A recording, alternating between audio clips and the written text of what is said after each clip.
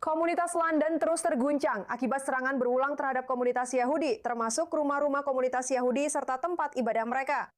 Bergabung bersama kami sekarang dari London adalah Phil Rosenberg, Presiden Dewan Deputi Yahudi Inggris. Terima kasih sudah hadir di sini, sayangnya dalam situasi seperti ini. Terima kasih Emily, Shalom. Shalom, shalom. Jadi kami sudah banyak melaporkan sejak 7 Oktober dan seterusnya. Benar-benar ada begitu banyak kekerasan, antisemitisme di Inggris, tapi yang satu ini benar-benar sangat terasa dekat bagi kami. Maksud saya, kami mendengar tentang ini di California Utara, di siang bolong.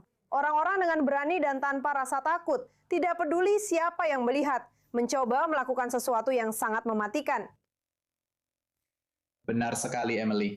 Sejak tanggal 7 Oktober, kita telah melihat munculnya antisemitisme, baik dalam serangan-serangan pada 7 Oktober itu, maupun di seluruh dunia. Dan dalam konteks kami, seperti di banyak komunitas diaspora lainnya, Anda telah melihat itu dimulai dengan slogan-slogan kebencian, orang-orang menyerukan untuk menyebarkan intifada ke seluruh dunia, dan sebagainya. Itu juga sangat banyak terjadi secara daring maupun di kampus-kampus universitas. Lalu menjadi semakin berani, ada serangan grafiti, kemudian serangan pembakaran, lalu serangan penikaman seperti ini. Dan tentu saja, beberapa bulan yang lalu kami mengalami serangan paling mematikan dalam beberapa abad di komunitas Yahudi Inggris di sinagoga Heaton Park di Manchester. Jadi, dengan semua ini, maksud saya, apakah orang-orang benar-benar takut untuk keluar ke jalan? Saya dengar orang-orang menutupi bintang Daud mereka atau memakai topi di atas kipas mereka. Tapi maksud saya, hal seperti ini pasti menambah rasa takut dan membuat orang-orang hanya ingin menjalani kehidupan sehari-hari mereka. Anak-anak pergi ke sekolah, ke supermarket, membeli kopi.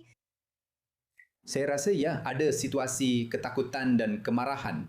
Tapi ketakutan dan kemarahan itu bukan hanya soal keselamatan pribadi. Ini tentang apa yang terjadi pada negara kita dan masyarakat kita. Bahkan juga pada negara dan masyarakat lain. Racun antisemitisme ini yang memicu perang yang kini kita saksikan di Timur Tengah, sekarang juga ada di jalanan kita. Dan sebenarnya kami tidak berpikir bahwa pemerintah atau masyarakat telah benar-benar merespons momen ini, momen penting ini, momen mengerikan ini yang sedang kita alami sebagai sebuah negara dan juga masyarakat lain. Banyak warga Yahudi Inggris mengklaim bahwa pemerintah telah mengecewakan mereka, termasuk salah satu korban dalam penikaman di Golders Green. Apakah menurut Anda itu penilaian yang adil atau memang sangat sulit untuk menyaring calon teroris? Saya pikir pemerintah kesulitan untuk menghadapi situasi baru ini. Pemerintah tentu saja telah melakukan banyak hal penting dan bermanfaat.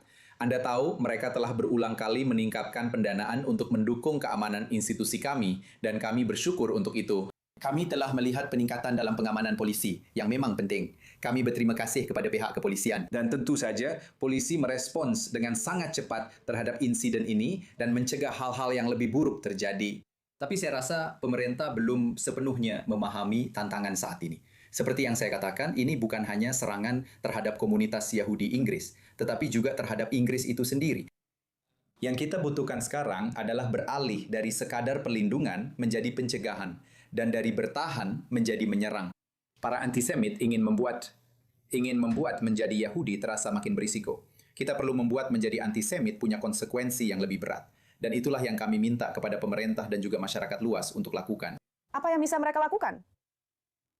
Ya, ada beberapa hal. Maksud saya, pertama-tama mereka perlu menetapkan kelompok seperti Korps Garda Revolusi Islam Iran sebagai organisasi teroris. Dan kami mencatat bahwa peristiwa serupa juga terjadi di Australia yang pada akhirnya ditelusuri hingga ke Iran. Jika terbukti Iran berada di balik ini, maka jelas duta besarnya harus diusir dan kedutaannya ditutup.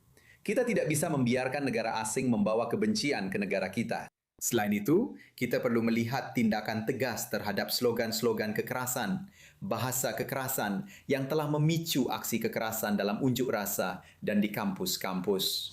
Demikian juga, para musisi yang tampaknya merayakan kelompok seperti Necap yang memuji Hizbullah dan Hamas, serta orang-orang seperti Bob Villen yang mengatakan menyerukan kematian bagi IDF atau bagi siapapun, atau menyebarkan kebencian terhadap mantan pegawai Yahudi. Hal-hal seperti ini memiliki konsekuensi dan harus ada tindakan nyata di baliknya.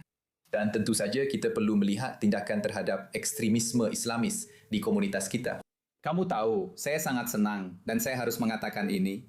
Banyak rekan Muslim yang menghubungi, membuat pernyataan, dan itu sangat kami hargai. Itu adalah tanda perlawanan terhadap orang-orang yang ingin memecah belah kita. Tapi kita tahu, ada para pendakwah kebencian, ada ekstremis yang menjadi ancaman, bukan hanya bagi kita, tapi juga bagi beberapa pemimpin Muslim moderat. Dan mereka harus ditangani, baik di dalam komunitas maupun dengan penegakan hukum secara penuh.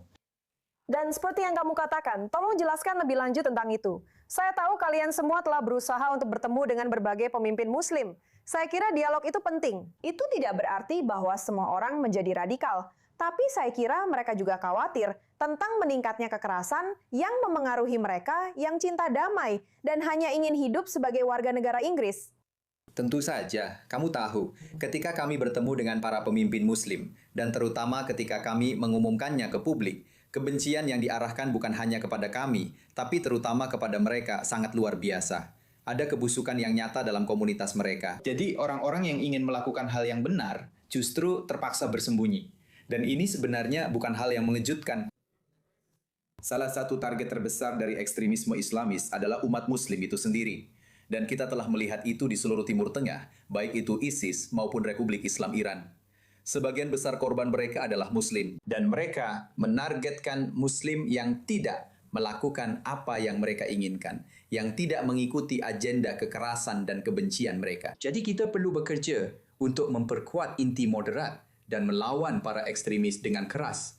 Karena tidak ada alasan mengapa kita tidak bisa rukun. Kita seharusnya bisa rukun. Tapi ada orang-orang yang mencoba memecah belah kita. Kita harus melawan itu. Baiklah, terima kasih banyak penjelasan yang sangat baik dan jelas. Phil Rosenberg, Presiden Dewan Deputi Yahudi Inggris. Terima kasih, Emily. I'm Israel. Hai. I'm Israel. Hai.